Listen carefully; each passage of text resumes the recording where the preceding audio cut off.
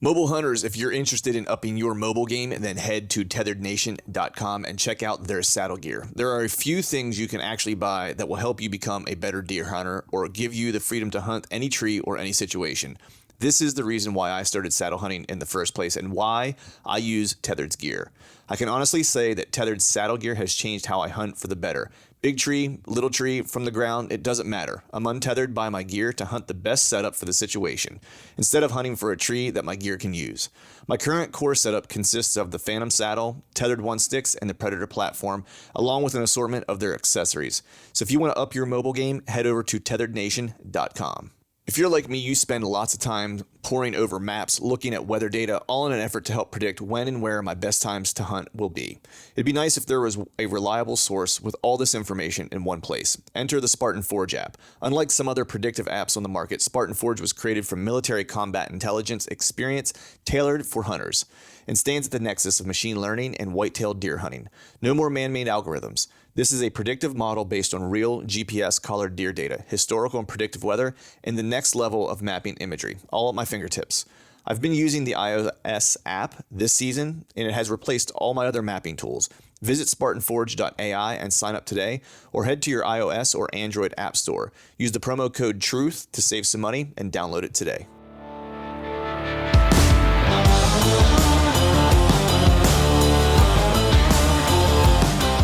Welcome to the Truth from a Stand Deer Hunting Podcast, brought to you by Skull Brew Coffee Company. I'm your host, Clint Campbell, and you're listening to episode number 282. Today we are talking about survival and how to keep yourself alive when shit gets western. So stay tuned.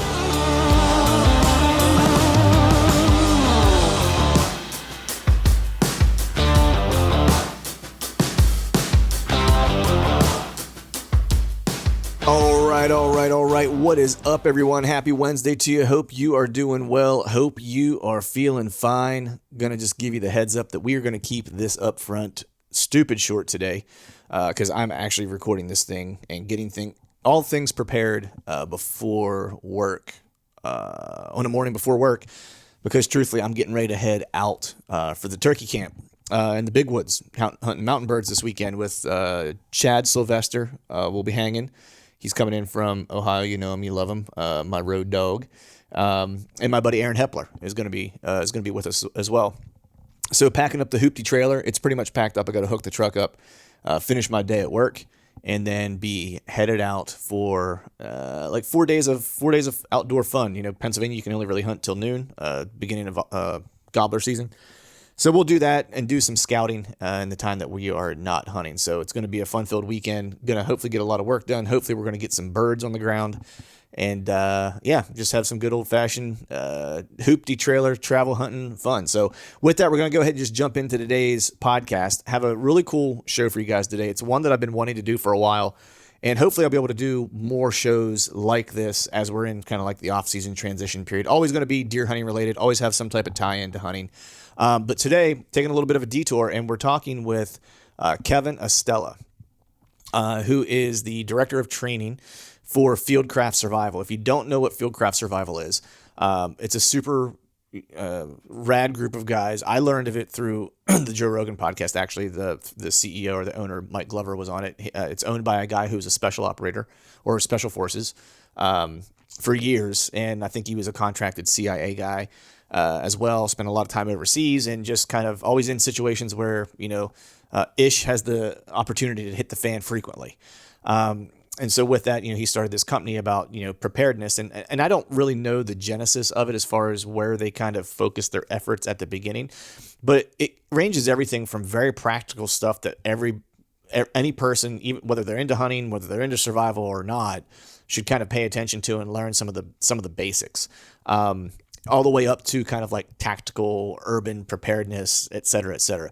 Kevin's kind of area of expertise is in survival and in bushcrafting. And he kind of goes through the story as to how he kind of got into that. But they also, at Fieldcraft Survival, they have classes on kind of, everyday carry kind of preparedness, kind of, I don't want to say catastrophe or tragedy preparedness, it might be one way to put it.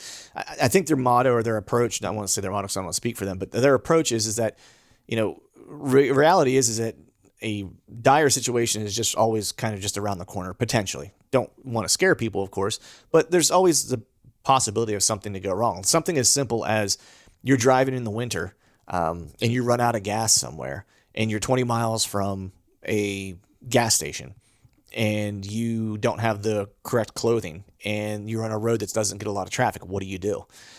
A lot of people in that situation could be a life or death situation for them, depending on how prepared they are or aren't.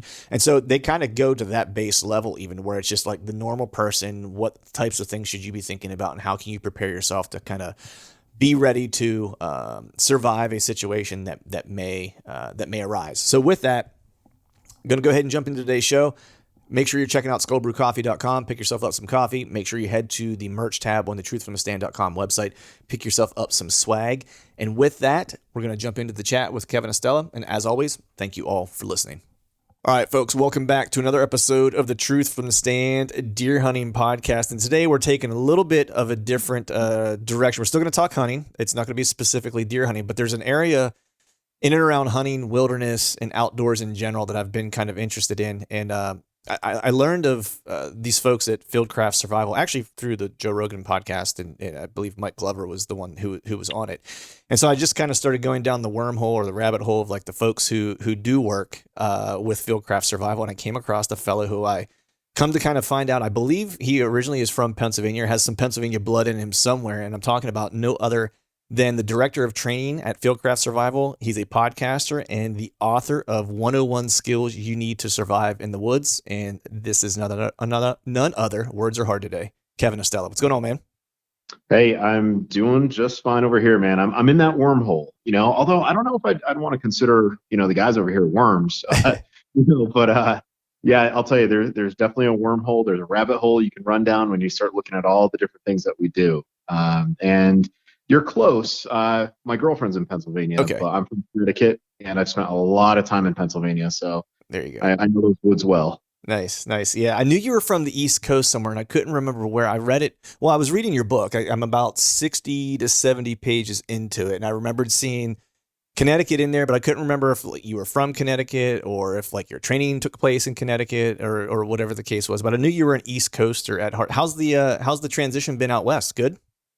So far I've been here for about 16 months, mm-hmm. and I will say that the best part of the whole transition is just becoming more physically capable. I mean, I grew up at less than 1,000 feet sea level for elevation, and for a good period of my life, I lived very close to the coastline at less than 300. So wow. when I moved out here to Utah, and where I was living for the first year out here was at like 5,500, and then where I work is around $6,000. It definitely was a crazy adjustment because I consider myself to be in decent shape. I mean, I'm a jiu-jitsu practitioner. I've been an athlete my whole life, but then to walk up a flight of stairs here and to lose it, you know what I mean? Like, yeah. You say to yourself, like, this shouldn't be happening. Like, altitude was my kryptonite, but now I'm more adjusted to it. And when I do go back to the East Coast, I feel like freaking Superman because the air is so thick. So the adjustment out here has been good. There's no moisture in the air. It's all dry. So even when it's like 15 degrees out on the East Coast, it would feel like it was like 45. And people out here are looking at me like, why is this guy walking around with just a t-shirt on? And it's like, there's no moisture, so right.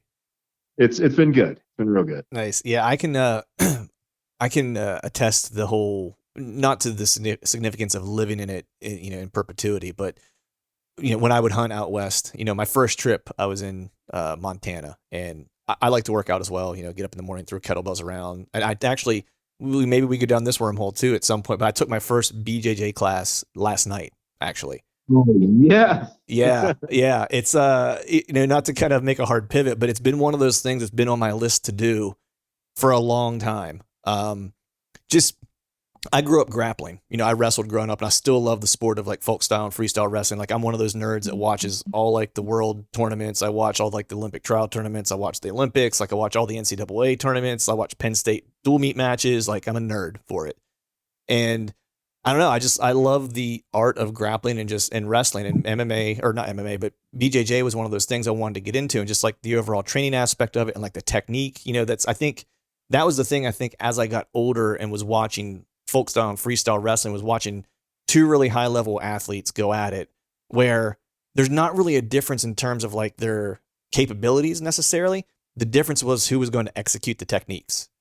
And once I really gained an appreciation for that, that was when my appreciation for BJJ kind of went through the roof. Because I was like, man, that is just a lot of technique and technical kind of positioning and maneuvering and stuff like that, and strategy and setup. And it just kind of tickled my fancy. And so I finally have a job where I work remotely. So my commute is nothing. And there's a gym that's 2 miles away from my house. And so I was like, done. I was like, now that I don't have a commute, I can get to the gym on time. I can take classes. So took the first class last night, and I'm already just like jonesing to get back to the gym. Yeah, it's got to be a little bit of a departure for you, because wrestlers like playing like playing the top and like being chest down, right? Like a lot of pressure. In BJJ, it's the total opposite. I mean, granted, I like playing the top two in BJJ, but I'm more of a side control player. Mm-hmm. But the bread and butter of Brazilian Jiu-Jitsu is the guard. If you're not pulling guard, you're not doing Jiu-Jitsu. So to tell a wrestler, hey, you've got to get comfortable around your back, that it's like saying, hey, go around and kiss your sister on the mouth. Like, it's just not natural. It's not natural for a wrestler. But I'll tell you, if you can wrestle, then you can make the transition really, really easily, because the concepts are all the same. Mm-hmm. Pressure, timing, and then the other thing people don't understand is you have to have confidence in the moves, or else you're not going to pull them off. It's like, if you tell someone, hey, do a backflip, but hesitate, you'll never do a backflip. If you try getting an armbar on someone, if you try shooting your legs up to pull off a triangle choke, and you're not confident in the move, they're going to counter it. You know what I mean? So it's something that I think is very, very similar. And I think, you're going to stick with it and love it. Yeah. It's and you're 100% right. Like there was just a sense of familiarity that kind of came back really quick in terms of just like feeling pressure. Cause I'm a feel person. Like I could tell whenever, the guy, the instructor coach, he was giving me instruction, and then he would, kind of get on me and kind of, go through whatever the move was last night that he was working on with me. And I could feel the pressure he was putting on me at certain points. And I could immediately tell whenever I was doing it incorrectly, because I didn't feel the same pressure like that he was applying to me.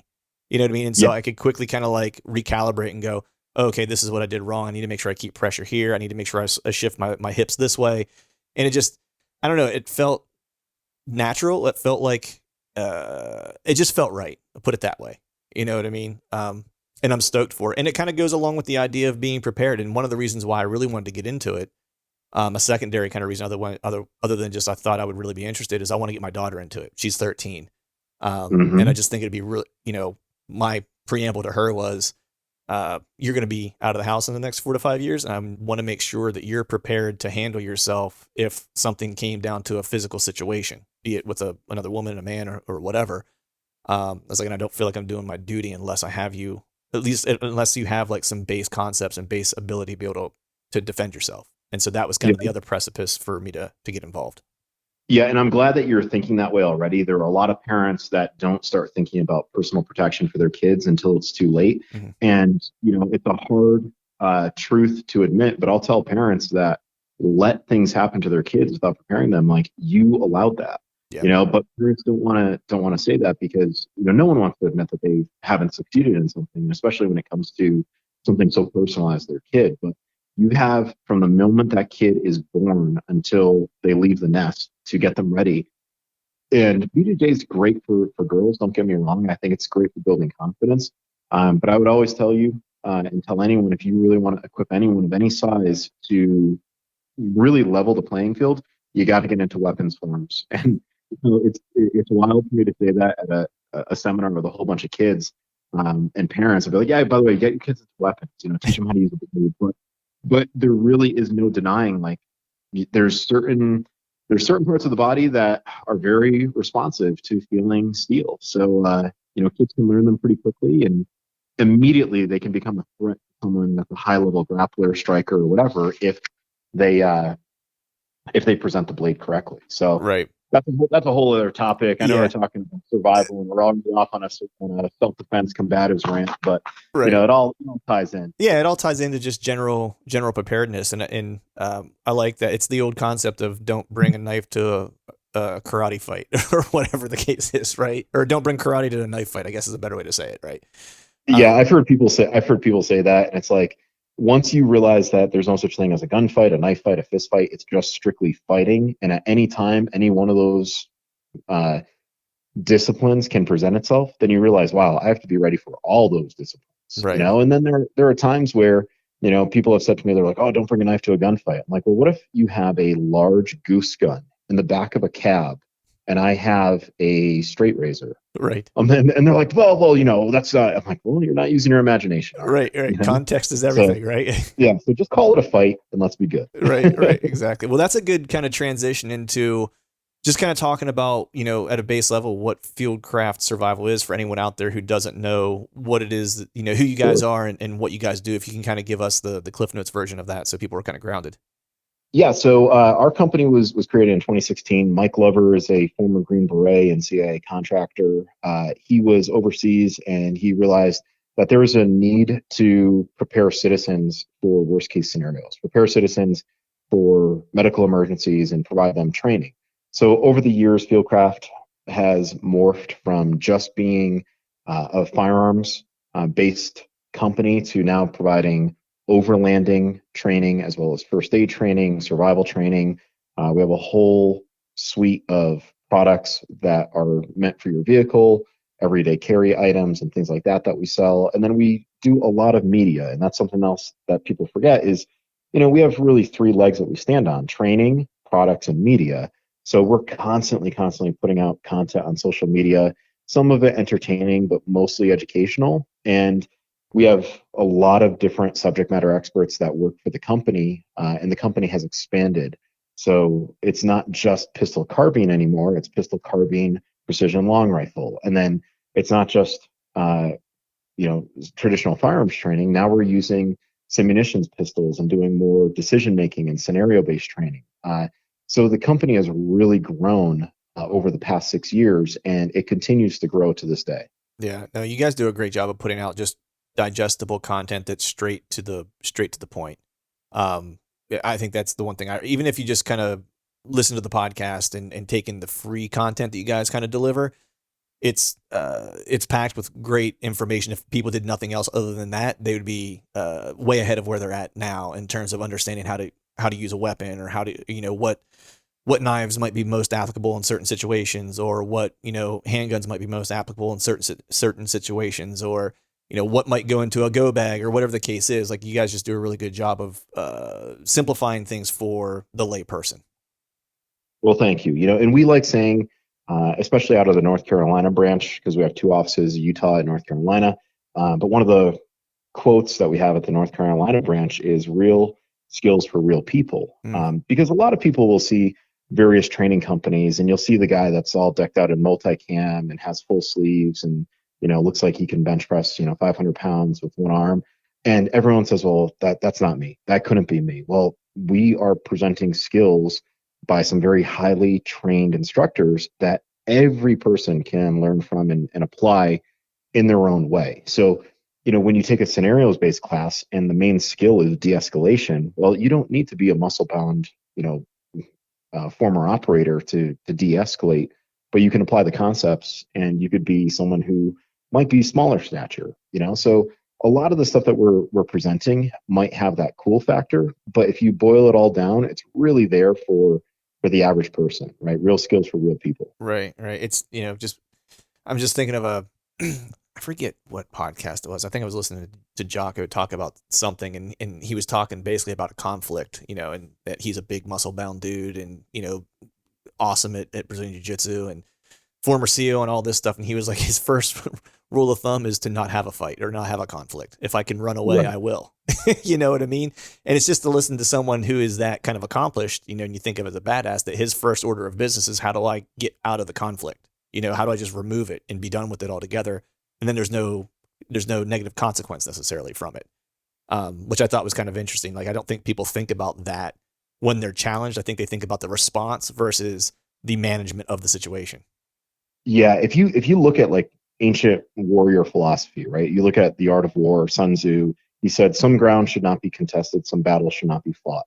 And when you put on a pistol or you put on a blade or you learn all these combative skills that I will never say will make your hands registered weapons, but let's just say that you become very capable more than the average person. Mhm. Uh, you're not going to use those skills to de-escalate or to solve everything, right? Like if you just go around with your pistol and you get ticked off at someone who's driving, well, now you didn't just end their life, you ended yours. And you got to think about the second and the third and the fourth order of effects. It's like, all right, I used my awesome, striking skills to de-escalate something that happened in a bar. Well, it got caught on camera, and some crafty lawyer decided that I used too much martial arts capability and skills. And I didn't just stop the fight. I put this guy into the hospital. Well, now I have to pay legal bills. And now my employer got word of it. And now I'm on suspension. And now, my girlfriend or my wife or my kids are feeling like people don't think about the second, third, and fourth order effects. And Jocko is absolutely right. If you have to run away or if you can run away, what is the worst possible secondary effect? Some guy's going to call you a coward. Mhm. Guess what? Sticks and stones. Like, Right. you know what I mean? Like, I would rather be called a coward every single day and twice on Sundays than have to give up my life savings to get out of jail because I did what I felt was right, even though a jury of my peers thought it was wrong. Right. you Right. know, so I'll Yeah. pass. Yeah, exactly. Man, I want to pivot because I know, like I said, I've been reading your book, and the way I came to, I guess, know you was really more so through like bushcraft Hmm. and survival training in general. So I guess let me ask you first, how did you kind of find your way into these two realms? Okay, so um, the story really starts with my father in the Philippines. To understand me, you have to understand his history. So my dad was born in 1941, January 4th, 1941, in the Philippines, and that was right when the Japanese Imperial Army decided that they were going to invade the Philippines. So my grandfather moved the family into the jungle, and they lived there from 1941 until 1945.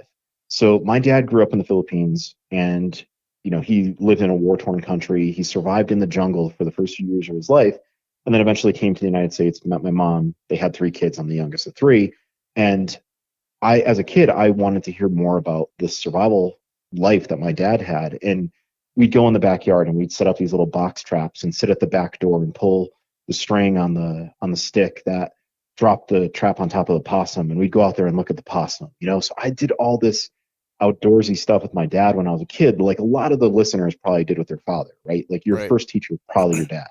So around like 5 or 6, I asked my dad, I'm like, yeah, but what's this hiking thing? And he took me to the Barnes Nature Center in my hometown. We went hiking, and that kind of like really got the things going in my head and in my heart. And I was like, I love this. So I started, putting booklets of matches in my backpack, places where my teachers wouldn't find them. And I started like getting into this like preparedness mindset. And in my teenage years, I found all these books that had survival stuff in there and, early military manuals. And I was like, damn, this is awesome. Mhm. So my dad always was very willing to take me out and like go and get my junior hunting license and take me fishing and show me all this stuff. So over the years, I just developed more and more of a passion for it. And then, at some point when I was a teenager, I started working at an outdoor sporting goods store, and that's where I got like the technical knowledge of all this stuff. And then in my mid 20s, I was like, well, or early 20s, I was like, let me see if I can formalize my outdoor education and see if what my dad taught me was legit. So all those years of training with my dad and reading books and working at the sporting goods store and being a canoeing and kayaking instructor and guiding canoe trips, I started testing myself at these schools like Maine Primitive Skills School, Jack Mountain Bushcraft. And then I eventually met my late mentor, Marty, at an event in North Carolina. I took a class with him. A year later, he says, hey, I want you to come back. I came back to his basic survival class, and he introduced me to the class as one of his assistant instructors. So I got started working there, and then I started training in Filipino martial arts. Met another mentor there, and over the years, it just kept going and going. I started writing for magazines and doing product testing, and I mean, it was basically on a path that just kept building momentum, and I haven't been able to stop it. And not like I want to, but eventually during COVID, Mike Lover, the owner of the company here, he read my book, he podcasted me, and then he offered me a job. And I left 14 years of teaching at a public high school, and I came out to Utah, and the rest is history. That's all. It sounds almost like it chose you versus you choosing it. Oh, dude, I will put it this way. Like, granted, I love teaching at the high school. I love the idea of sharing historical concepts with kids, making them better writers. But there's no doubt about it. I showed up to the high school many days with like a black eye, or I'd have bruised forearms from combatives. Or the kids would ask, like, oh, what'd you do this weekend? And I was like, well, I was camping in the Adirondacks. And I was like, yeah, but it was -10. I'm like, your point. What are Right. you talking about? Like, so the whole time I was doing that, I was still doing everything else. And my friends always said, at some point, the teaching is going to be overshadowed by all the other stuff. And that's exactly what happened. Right. Right. Talk to me, I guess, a little bit about like, because as I was reading, I think it was at the very beginning of the book, you mentioned a couple of different things that were, I guess, formative, maybe is one way to kind of phrase it. Mm-hmm. And you talked a little bit about, and I haven't gotten super deep into the book, so I'm not sure how, if it's mentioned later, but you talked a little bit at the beginning about kind of, uh, I'm trying to figure out how to say it, like mental capacity or mental strength or mental acuity. I don't remember exactly how you framed it, but how much of survival, and preparedness and things of that nature are uh, your ability to kind of control your emotions and or your ability to kind of be mentally strong or mentally sharp to not let the moment kind of get away from you. Oh, it's incredibly, incredibly important. And yet it is the section of most survival books that the average reader will skip over to get to the cool photos of knives being used or fires being built. Right. If you do not have a strong mindset, then you are setting yourself up for failure. Uh, one of the concepts that I talk about in my book is the concept of readiness.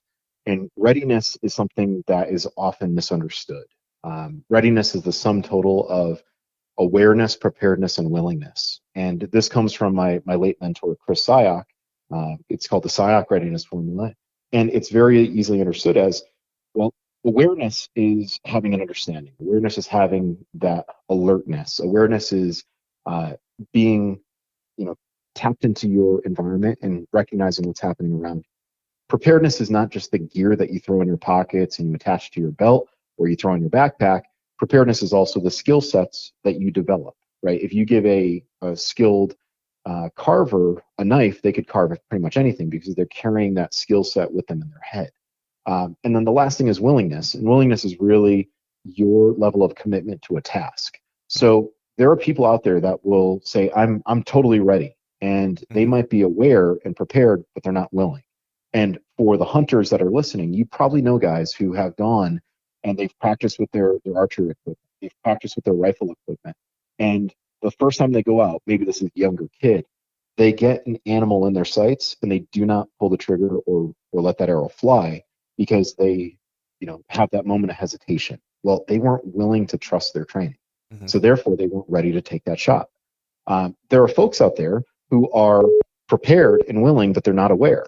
And we all know hunters that love going to hunting camp and they might have a few drinks around the fire or around the wood stove at night. And then the next morning, they're definitely not ready to go out because they're still drunk, right? I would not say that they're ready to hunt.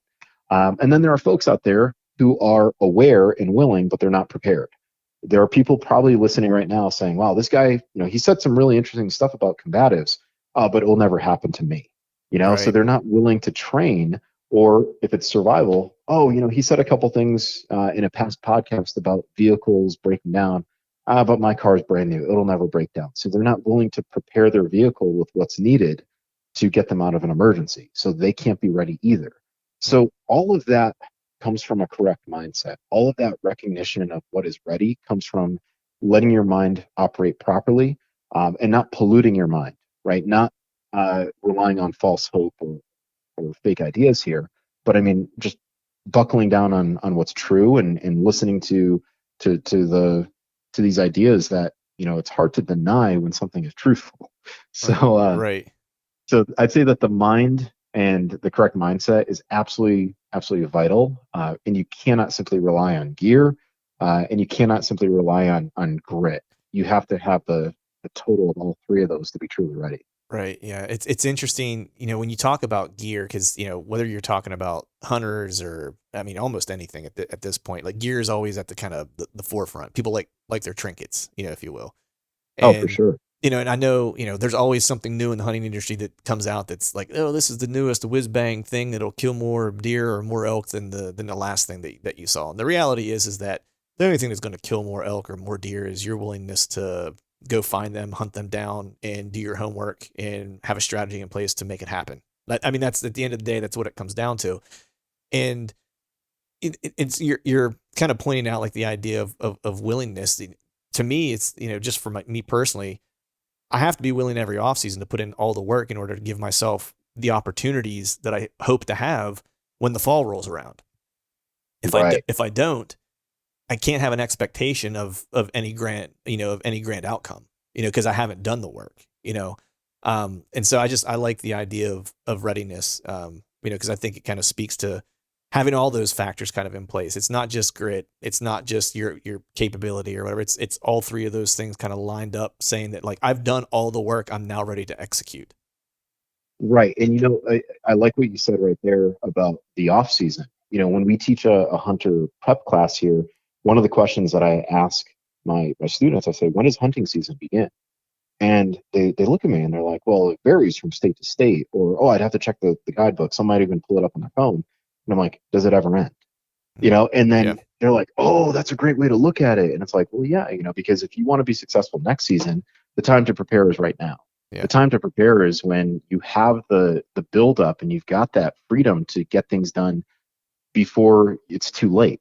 So yeah, that's the absolute correct way to view it. And you're setting yourself up for success when you do. Yeah, all the folks have been doing this podcast for forever, like getting close to like 300 episodes, and all the killers that I've had on, they all kill their deer between the months of like February and April.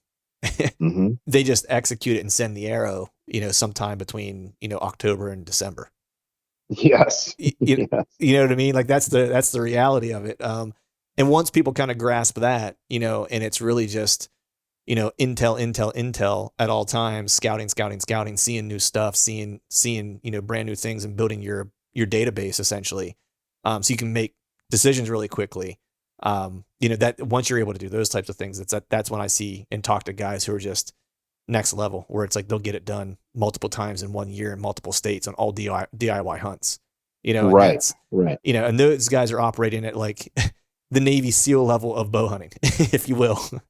Yeah. I mean, like I'm good friends with Aaron Snyder from Kafaru. Yeah. And if you watch that guy's workout routine, I mean, he's getting after it every single day. Like I always say that work is a distraction for him. Like his full-time job is killing animals, ventilating them. And, he does a really good job. Yeah. But that's how you can approach anything in life. Like you can wake up late. You can do a Jocko and wake up at 4:15 and take a picture of your watch every day. That's awesome. I love that because you're doing things when other people aren't. Yeah. And that's automatically puts you in a new class, a new category above people who are okay with being average. Getting back to the combative thing again, people always say, well, the average thing. I'm like, do you like training to be average? And people hate that expression because if you only train to be average, is it really saying much? Like you are putting yourself on a level playing field with everyone else. I would rather train to be above average and give myself an advantage. Yes. Yeah, exactly. So I'm curious, man, I think you said something a little earlier and I think it kind of hinted toward this, but a lot of people, when they think of, they think something bad, whatever the case might be, it'll never happen to them, right? That's kind of always the thing that you hear in hindsight of when something bad has happened. I never thought it would happen to me, right? Right. So why should people be thinking of survival training as something that's practical, that they should have a grasp of? Because I think a lot of people have this kind of misunderstanding, even hunters, right? I mean, I think we would all be surprised as to how many hunters go out on even kind of tough hunts, you know what I mean? Or challenging hunts with, very, very, limited kind of preparation. And I'm just curious, why people should be thinking about, survival training as something that's practical, that they should have a grasp of across the I guess the breadth of their life, regardless of if it's like their personal everyday or if it's like the challenging kind of adventurous things they like to enjoy as hobbies. Well, I will put it this way: a lot of folks out there, we said it already, they love the gadgets, and I'm a gadget guy myself. I like having cool stuff on me. I like having tools because that's what separates us from animals. I Mm-hmm. like having a Swiss Army knife in my pocket because I'd rather cut things with that than use my teeth or my nails. Um, but as much as I love gear, I also know that gear can fail. I know Yeah. that it's another link in the chain that could potentially fail. So the survival skills, you can look at them from a lot of different perspectives. One is what happened. It's what you fall back on when gear fails. And that's why I insisted that my book was skills based and not gear based. But then you can also look at it from a fortitude perspective, right? Like if you learn to do things that are very, very difficult, when something presents itself that might be challenging, you're going to say, this isn't as hard as training. And, there's that old expression, train hard, fight easy. Well, the same thing goes with hunting prep, right? If you take some very difficult shots in preparation for the hunt, when an easy shot shows up, you're not even going to hesitate. You're going to be like, oh my God, I've done this before. Yeah. The other aspect too is just, you know, how much of an asset do you want to be to the people around you? You might not be the person that gets into an emergency, but someone in your hunting party might be. And when that scenario presents itself, you can either be part of the problem or part of the solution. There really is no in between. Even if you're in the way, guess what? You're part of the problem. Right. So the way I look at it is the survival training, it really teaches you a lot about yourself. It teaches you about the capability of the gear that you carry. It teaches you about the range, your max range that you can have. And by range, I mean how far are you willing to operate outside of your vehicle, your cabin, your hunting camp, whatever. And basically you're learning more about yourself, which gets you more in tune with the environment, which ultimately that's what you're doing as a hunter. You're becoming part of the environment. You're not just a visitor. So I look at it from a lot of different perspectives and a lot of different viewpoints. And when someone says, oh, that could never happen to me, I'm like, yes, it could. Right. 100%. You're lying to yourself. Yeah. And again, I hit them with that truth bomb. And it's like, a lot of people fall out of tree stands. A Yeah. lot of people twist their ankles. A lot of people cut their fingers on broadheads. You think you're going to always live in that bubble of safety? Probably not. Yeah. Yeah. Something could happen. Yeah, I mean, there's two things came to mind. I mean, well, one was my buddy and we hunt a lot together, and we just kind of have a general saying that when we're getting our gear together is that have one, have none, have two, have one. That's kind of like always our mantra, right? And it's like even Yes. if I'm just hunting around home somewhere, I still always carry a lighter and a second way to make a fire. Like that's just I don't know, I just always do. I've done it since I was a kid. And then the whole idea of you don't need to be far away for something kind of, ridiculous to happen. I'm thinking back to my two uncles hunting together when I was a kid. I mean, they were literally hunting on our back 40, and my uncle, they were still hunting together. I think they actually met up, so I don't know how they got together, but they were together. And my uncle had his an arrow knocked in his bow, and my uncle in front of him stopped, and my other uncle was kind of looking like thought he saw something move or whatever, and was continuing to walk and ran the arrow into the back of his leg. Oh, Yeah. And it got to be a pretty dire situation pretty quick. I mean, he lived, he lost a fair amount of blood, had to get stitched up and, was okay. But I mean, he wasn't that far from home. And if they weren't that close to the house, and that close to to my other uncle being able to go get his truck and get him out and get him to the hospital, it would have gotten real serious real quick. And it's just one of those things where you would never thought in a million years that one of them would have got hurt that bad. Not in a tree stand, not nothing, just literally ran a broadhead through the back of his leg. damn. Yeah, and something though, you don't really get many second chances when you make a mistake like that. Yeah. I mean, you're only inches away from arteries that if you're not carrying something as simple as like a $25 or $30 tourniquet, I mean, you can try to occlude the bleeding, but it's not gonna work as well as carrying a purpose-driven tool. So Right. it's like if you carry the tools to make holes and to make things bleed out, carry the tools to make yourself stop bleeding too. Right. Because you don't want to be one of the statistics of self-inflicted wounds. Yeah. Yeah. The second one, or I guess the third one that came to mind was I was hunting in Montana, and I didn't really think about it that day. And I was talking to a buddy of mine about it the other day because he'd mentioned to me, I guess the stats say you probably know better than either of us would that most hypothermic kind of cases aren't in really, really like sub-zero temperatures. It's actually in kind of like moderately cold temperatures, and Hmm. someone not preparing to get wet, whether it's rain or they fell in something or whatever, right?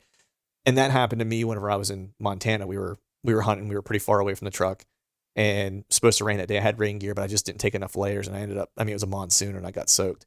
And we had a rendezvous point for the crew, and I was the first one kind of back there toward the end of the day, and I was just like shaking uncontrollably. And it was one of those things where I was still probably 4 miles from the truck, and I was like, all right. In hindsight, I was probably in like a worse situation than I thought about at the moment. But I was just like, all right, I need to figure out how to make a fire. So I found a tree with enough canopy that would keep me relatively dry, and managed to find enough dry wood to kind of get something sparked, and made a fire, and was able to stay warm until everyone else got there and then got out. But that was one of those things where, I mean, I had stuff to make a fire and stuff like that, but I would have never thought leaving the truck that morning that that would have been the kind of the most important part of my day, I guess you would say.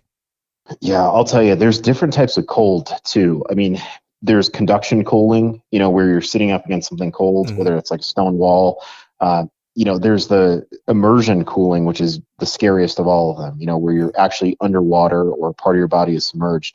But then there's that cold that just sneaks up on you. Yeah. And that's usually the result of like your garments are getting wet and the wind is blowing. Mm-hmm. I worry more when I go out and say like 40 to 45, 50-degree weather that's kind of gray overcast and just, drizzle and rain.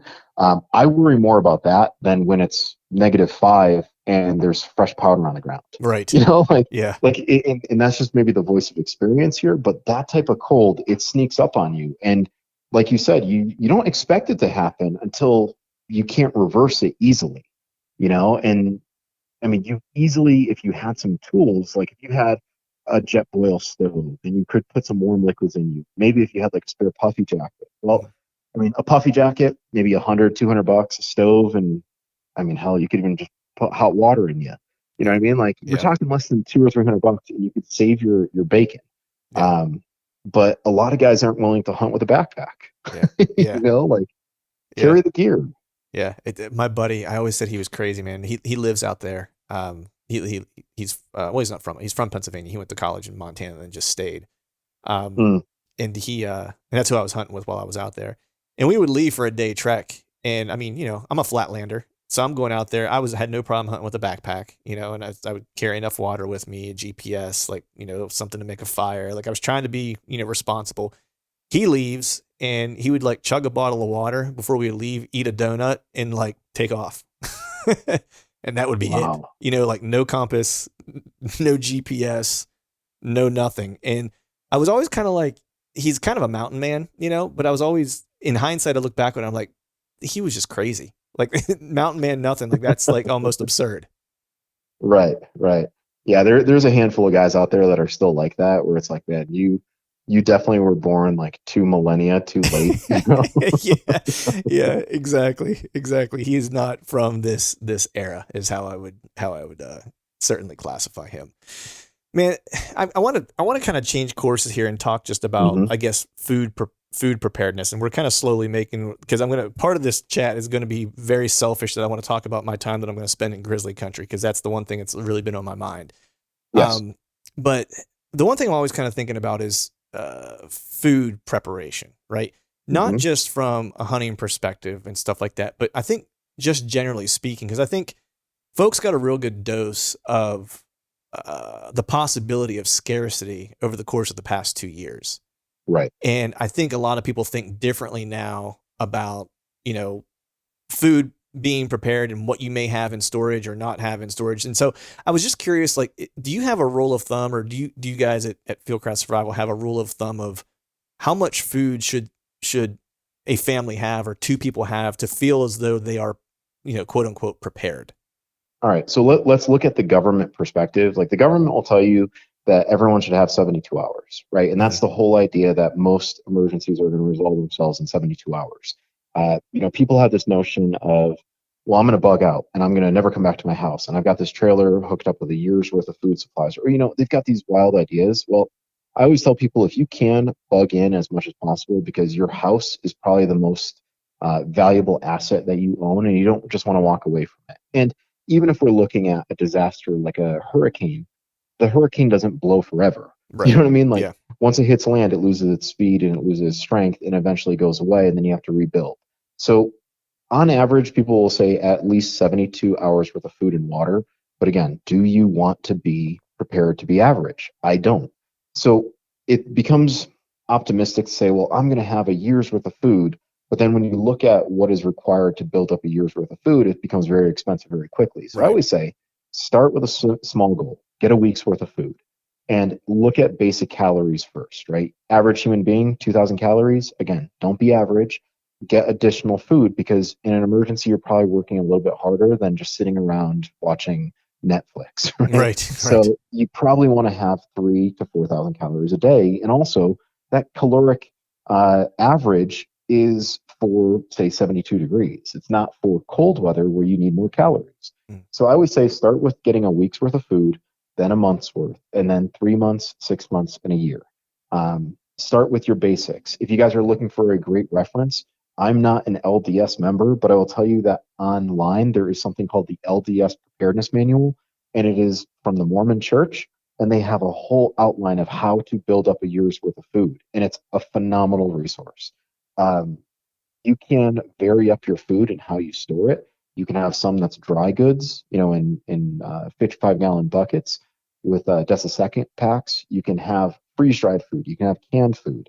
You can slowly do a can rotation where when you buy, say, a new can of black beans, you're making a thing of chili. Well, you put the new can in the very back and you use the can in the very front. Right. So you can slowly build up, a good supply of food, but then also realize you don't want to have all the same type of food because what are the things that kill food? Well, it's change in temperature, it's moisture, light, and it's exposure to air. So Mm. certain foods, you don't want to have just the big bulk foods that you have to constantly open up. You might want to have some individual serving packs. You might want Right. to have some other stuff that kind of livens up your food as well, because there's a concept called food boredom. I mean, we could do a whole other podcast on just food, and I'm a Right. foodie, so I mean, like I could apply like that to that discussion. But Right. what we recommend is that you look at your family, you look at your dietary needs, and you really start asking the question, well, why do they recommend 2,000 calories? And why isn't it more? Why isn't it less? And shouldn't we have more in the winter? Like, start asking good questions of your prep, and it will get you to the best answer, as opposed to just saying, well, this is the only way. Right. We always say that there's more knowledge in the questions you ask than the statements you make. Right. So there's a lot to be said about food prep. Right. And do you kind of take the same approach when you're kind of preparing for like a backcountry hunt, or is it slightly different? It all depends. I mean, like I love carrying snacks with me. I'm also someone who enjoys intermittent fasting, and I find that I can go further on like a high fat, lower carb diet, and that's just something I picked up from like Patrick Smith at Kafaru. Mhm. Like the keto diet, there is something we said about having a fat based diet Yeah. for performance, and also intermittent fasting, right? I mean, Mhm. once you get to a certain point, you realize how many calories you truly need, and you'll find that the fat-based diet doesn't require as much water to process the dried foods into something that you can consume. You still need to consume that water anyway for proper hydration, but it results in less weight that you have to carry. Yeah. So I like carrying different things with me in the backcountry. I also believe in the reward system, so I'm not above carrying, candy as a snack. Like Right. I'm a junkie for peanut butter. Oh, me So too, man. I'll carry peanut butter packets. If I'm doing like a canoe trip, I'll carry a whole jar of peanut butter. And I would be lying if I said I won't crush an entire jar of peanut butter in 5 days. Like Right. I can destroy peanut butter. So I like mixing it up. And then there's always part of me that wants to find food as I go. Like Mhm. my mentor Marty was a edible and medicinal plants expert, and I have fun learning and practicing, foraging off the land. And it's like I will do the human grazing schedule where if I find something, I'll stop and I'll eat and I'll keep moving. I'll stop and I eat and I keep, and that's how man lived Mhm. thousands of years ago. So that's part of how I do it. I like the idea of packing food, but I also like the idea of finding it off the land. Right. Yeah. That's next level there, dude. I don't know that I could trust myself to do that. I have a feeling I would end up eating the wrong thing and having like a Beavis and Butthead hallucinogenic kind of experience. Yeah, yeah. You know. But man, you mentioned bug out earlier, and that's one of Hmm. the things that I was kind of curious about. Like, what is in your bug out bag? Well, first off, I guess I'm imagining or assuming you have one, and if you do, what do you keep in that? So my bug out bag, I really hate to disappoint people. It's not the one that looks all tactical, and I'm not slinging an AR-15 over my shoulder and going book at Eli. Although Denzel played a pretty badass character, Right. and the fight scenes were choreographed by Inasanto. So I will tell you that that's not how I roll in an urban environment. I mean, I'm in Utah, and there's strip malls everywhere. I know where I can get food. People are like, "Well, what's the best urban survival shelter?" And I'm like, "Your clothes." And they're like, "Well, why?" And I'm like, "Well, if you put up a tent, now you're in a static location, huge profile, looks bizarre, you know." Mhm. Your clothes, you can easily hide among the population in places where, you know, you can still find warmth. And if you really want to go next level, if you want to read something that will blow your mind, look up what's called Hobo Code. And Okay. it's all about the codes that the vagabonds use to alert one another to, hey, this is a place where you can get in and it's warm. Here's fresh water. Here's a place where you can get a free meal. Like it's wild stuff. It's all over urban centers. Hmm. But my blackout bag is pretty simple. It's basically extra food. It's a spare, layer to throw on. I do carry some toiletries in there because many times I'll have like a last minute trip I have to take where I'm going from work right to the airport, and Right. I carry the stuff in my bag to just get me through the day and get me to another place. My bug out bag includes cash, right? Cash is king. Yeah. And I know that, you slip someone a 20, you get a lot of things from them, including a ride, or, you can get maybe, some local information, or maybe you can sweeten up your accommodations. You know what I mean? Like Yeah. you never know. So I carry extra cash on me. Snacks again. It's nothing too fancy, and it's just the idea that could I take this somewhere and get away for 72 hours while something blows over here? Right. And I need it to blend into the local population. So my bug out bag looks like any bag that a kid would carry to high school. Um, and it's just got extra stuff. Now, Yeah. does it have tools? Sure. Um, but I'm not carrying them overtly. Everything is slick. I, Yeah. I don't want people to know my capability. Right. Right. I think it's a great point. It's just like the idea that you want to be almost a phantom. That's it's completely unrecognizable or not noticed. The one thing I think I heard Mike say this on a podcast somewhere, or maybe I was listening to the Fieldcraft Survival podcast. But he was even talking about, and I'm thinking it was him. It might have been somebody else, but they were saying like, even when they travel, say they're going to Boston for work or whatever, they'll even go as far as to take like a Boston Red Sox hat or a Bruins hat or something like that, just so they can kind of assimilate immediately when they get there. That way, it's not when you're Right. at the deli counter getting something to eat that someone's going, "Hey, there's an out of towner standing right there." Just to kind of give the appearance that I belong here. That way, there's no like extra kind of recognition or anything like that. Do you kind of subscribe to kind of similar approach or similar philosophy? Yeah, especially when I travel internationally. Mm-hmm. I've gone to Mexico a couple times in the past few years for different work assignments, and I tend to dress in transit like a fisherman. I will wear clothing that makes it look like I'm going on a fishing trip with my buddies. Mm-hmm. And one of the things when I go over to Europe, I try not to bring baseball caps if I'm going to certain places where Americans aren't welcome. Because the baseball cap is a very American piece of apparel, Yeah. and I will bring like a wide brim hat instead that looks like I could be from anywhere, Right. you know? Yeah. So I like that idea of blending into the local population. There's some great information out there, some good folks that are doing some stuff like my buddy Brady Pasola has got what he calls the Gray Man Project, where he not only talks about the idea of blending in physically, but also how you can, let your demeanor blend in, Mm. like how you can talk like a local, how you can, I mean, he's going into some in-depth categories here, but it's a very, very good idea. And let's think about this getting back to the whole idea of the hunter. Mm-hmm. We all know as hunters, there are certain populations where you can say, oh, I'm going out this weekend, I'm going to go kill something. Mm-hmm. And guess what? People are going to pat you on the back. But I know as a former teacher, if I said that in front of my class, oh my gosh, I would have been brought down to the administration, and I traumatized, these young kids in my class. So you have to read the room, and sometimes people are a little tone deaf to those around them. And I get it. Like, as hunters, we don't want to give up any more rights than we've already given up. We don't want to have anyone have any ammunition against us. I know some hunting organizations say don't put up any deadheads. I know other hunting organizations say, well, we want to show the hunter, not the kill. Some will say, well, did you kill something or did you harvest it? And it's already it's a huge divide. Yeah. I always say just understand the room and don't be tone deaf. So whether you're a hunter, you're a traveler, you're just someone who's negotiating a Christmas party or a family reunion, like, know who's around you before you open up your mouth or do something that's going to get into hot water. Yeah. I mean, it's funny that you mentioned that, because I go as far as to I don't have anything on my truck that would suggest that I'm a hunter. I don't have anything on my truck that would suggest that I have a hunting podcast. Like, I have a little travel trailer that I built, 6x10 cargo trailer that I gutted and outfitted with solar power and like propane heat, that I basically do all my DIY travel hunts in.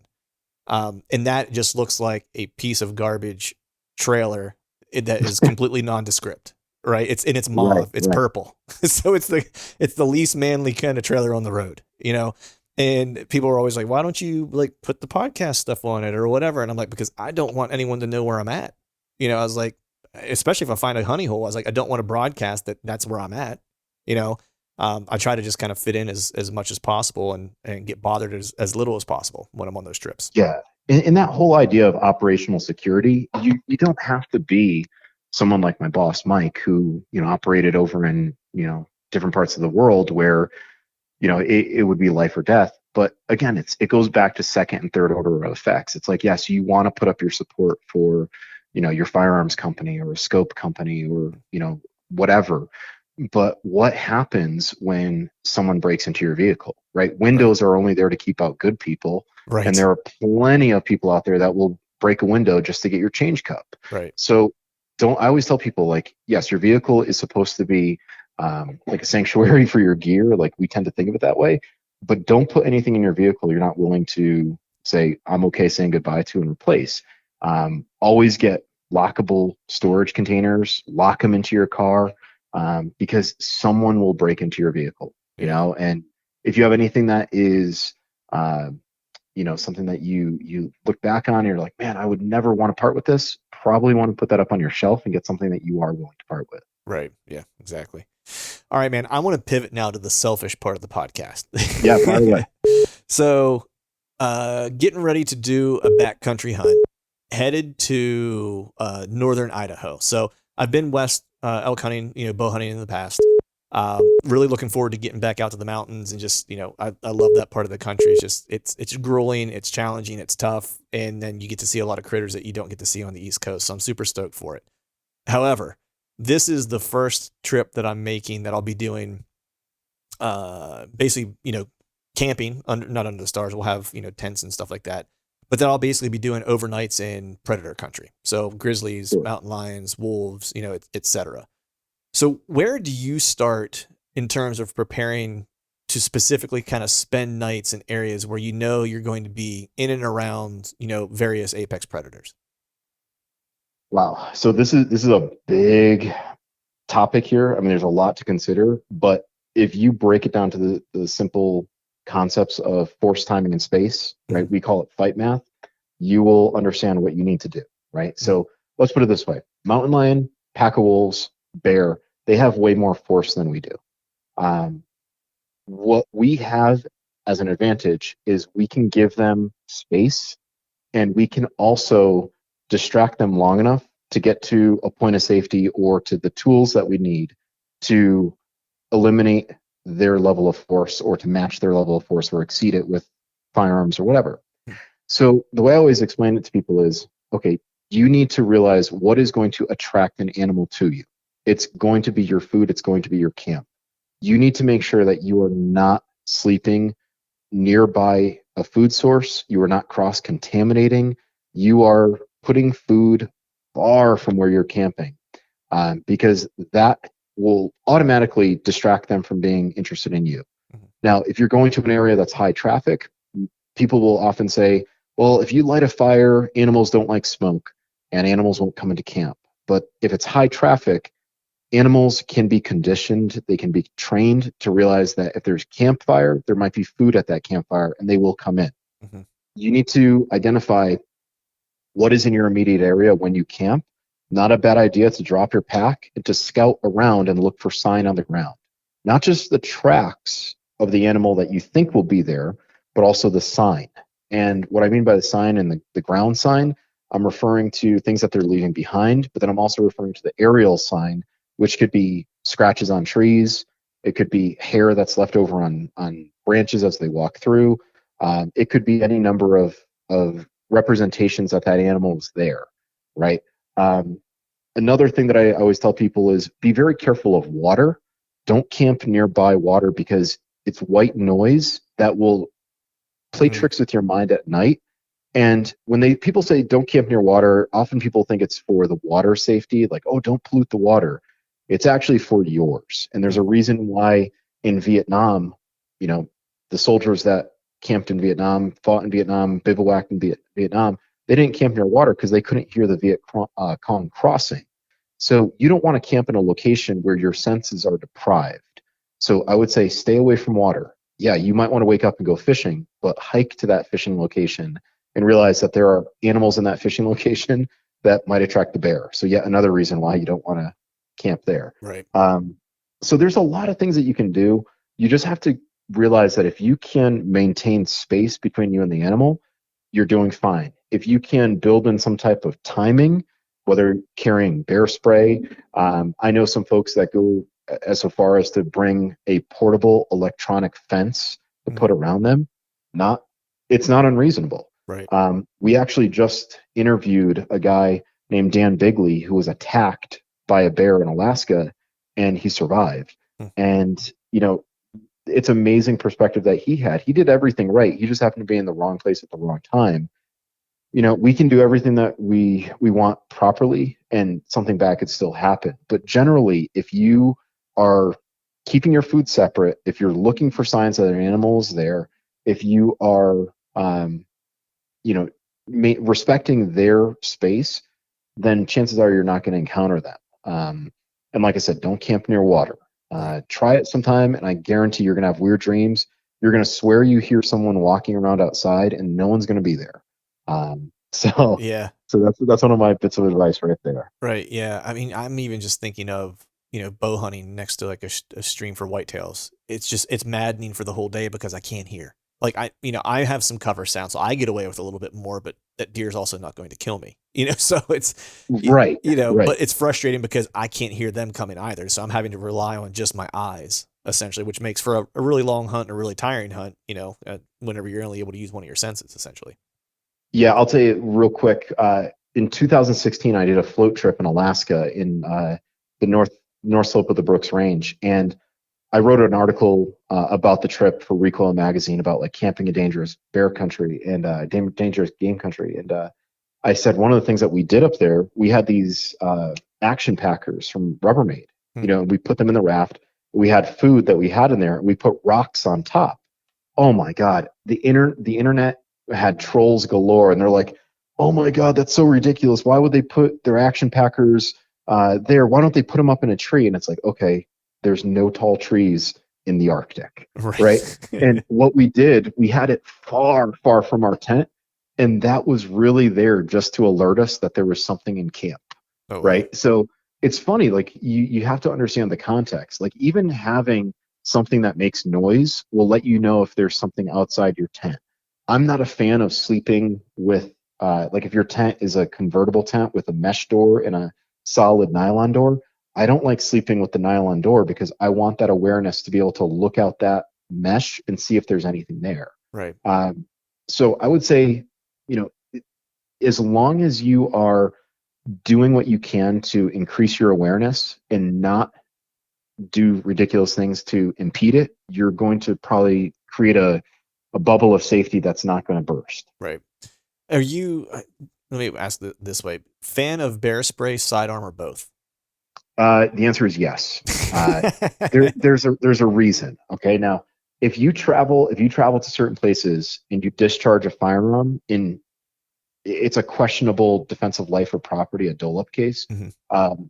you're probably going to face serious fines. Right. Now, I've been hiking in Glacier National Park, high wind, and I've seen people with bear spray saying, "Oh, I'm okay. I've got bear spray." It's like you clearly have never experienced a secondary exposure to chemical sprays, right? Right. Like Right. that is going to do nothing in high wind. I love the idea of carrying a handgun for self-defense, primarily for the two-legged critters, but Mhm. four-legged critters, there are plenty of cases of 10 millimeter stopping big animals with good shot placement. Then there's also great cases of one or two good shots with a larger bore firearm. And then, quite honestly, the best defense you have if you're rifle hunting is your hunting rifle. I mean, your handgun is chances are will never exceed the skin elasticity, the velocity needed to create these massive wounds, but a rifle will, a shotgun with slugs will. So I like having options. I know that bear spray, people are like, oh, I paid $50 for it, and now I paid $50 and now I've got to leave it at the airport if I'm flying. Well, Dude, it's whatever. 50. It's an insurance policy, man. Right. Pass it off to the next hunter. And believe it or not, a lot of places have bear spray rental. I was just gonna say, It, I know that there's places. My buddy was telling me where you can literally just go pick some up that someone dropped off because they didn't use it. You know, yeah, which I don't know I don't what know the that I'd be. I warranty don't is know that like. I would let my life rely on something someone discarded. But Exactly. So yeah, the answer is they're both really good options, but you have to understand their limitations. You have to understand when one is going to work for you and when one is going to be the better option. Like I said, yeah. I don't want to go on a beautiful vacation, pull out a handgun, fire a round. Let's say that, just discharging the gun into the ground is what scares the animal away. Well, now I just discharged a firearm where I'm not supposed to, be doing that, and I face a $5,000 fine. You Right. know what I mean? Like, Yeah. I'll pass. Yeah. Yeah. So that's where the bear spray comes in handy. Yeah, I think I'll be carrying both. I just picked up a new sidearm specifically for the trip, so I'm just gonna. What'd you end up getting? I ended up getting a compact 40 Smith and Wesson 44 Magnum. Oh, nice, Yeah, nice. The mountain gun. yeah, yeah, exactly. It was I kind of wanted one for a while, just to add to my gun collection because it's a gun that I've kind of wanted. Yeah. And then whenever this hunt came up, I was like, all right, well, here's an opportunity. I need something, bigger caliber than what I currently have that I'd be comfortable with. So I picked that up, and it's a killer gun. So two accessories that I would recommend for that. Mm-hmm. Number one, get Buffalo Bore heavy outdoorsman ammo. It's 300 grain hard cast ammo. It's not designed to mushroom. It's just designed to penetrate. Yep. And Tim Sundles, who runs Buffalo Bore, has tested that so much. That's the only stuff I carry when I carry my 44. Yep. The other thing, get yourself an Outback holster from Black Point Tactical. Okay. You can use my last name as a discount code. Okay, This cool. is not a plug, but you can use it, and they usually will take care of the folks that I refer. Cool. Because you don't want to have to fight your garments to get that gun out, and this thing just keeps it dead center of your chest. And whether you're hunting hot weather or cold weather, the narrow straps aren't super hot against the body, and it holds the gun comfortably. So Awesome. Get that thing, and it's so fast on the target too. Awesome. What is your bare minimum med kit for backcountry hunting? Tourniquet, chest seal, some type of wound packing, and usually some type of tape. Okay. That's bare minimum. Now, what that will address are injuries to the extremities. That will address like a puncture wound to the chest, and that will allow me to pack the junctures of my body, so armpits and pelvic cavity. But I really hope I never have to do wound packing on myself. I've never had to do it to anyone else, but all of our trainers who have said you're basically causing someone a lot of pain in order to save their life. But I'm also realizing that I'm hunting with friends where I might be doing that to them, and they may not have the willingness to carry that gear themselves. Right. So, I don't mind the idea of carrying a boo-boo kit. That's a smart idea to address simple injuries. Like a corneal abrasion can be very painful, so maybe carry like a protective eye cup. There are some other things that can be really annoying. Ben's silver grippers, the tick tweezers, are great for pulling briars out or removing ticks. And then I always tell people this: if you have to carry one type of antibiotic into the field, carry an ophthalmic antibiotic, something that you can use in your eyes, because you can apply that to your eye or you can apply it to anywhere else on your body, but you can't use traditional triple antibiotic or those Neosporin type creams in your eyes. Mm-hmm. So if you get an eye injury, you're screwed. So Right. carry a eye antibiotic, Yeah. and you can use it anywhere on your body. Yeah. Right. Vision key. Exactly. Generally Yeah. speaking. Go to water filtration system or chlorine tabs. What's your preference there? I love boiling water. Not always a possibility. I've used aqua tabs a lot lately, and they're recommended by the World Health Organization. They're relatively inexpensive, and granted, MP1 tablets like Catadin MP1 tablets are really fantastic, but they take about 4 hours to fully work. The aqua tabs are great for a tablet-based system, but if I have to carry one type of water purification, I'm carrying Aquamira drops, the 2-part system, and that makes water ready to drink in about a half hour as well. Oh wow, nice. Well, brother, I know you got to get going. I know you have an event you gotta boogie to. Before I let you get out of here, if you wouldn't mind, let folks out there listening know where they can find out more about you, where they can listen to what you have going on, and where they can learn more about Fieldcraft Survival. Yeah, so I'll just simply say this: you guys can find me on Instagram.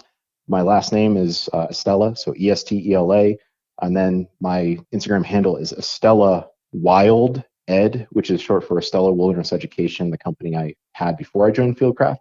So Instagram is Estella Wild Ed. You guys can find me pretty much at all the Fieldcraft events. I do a lot of stuff for the company. www.fieldcraftsurvival.com is where you can read my survival blog. You can find out about upcoming training events.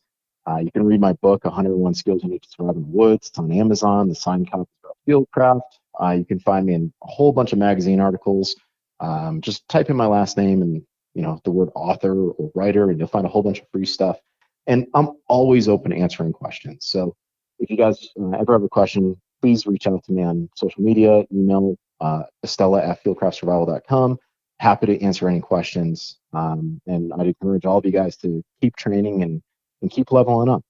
Awesome, man. Well, hey, I might have to pick your brain on some BJJ stuff as I continue going, but I appreciate you coming on. Have an awesome season this upcoming fall, and I know you will, but stay prepared. You got it, brother. Thanks so much.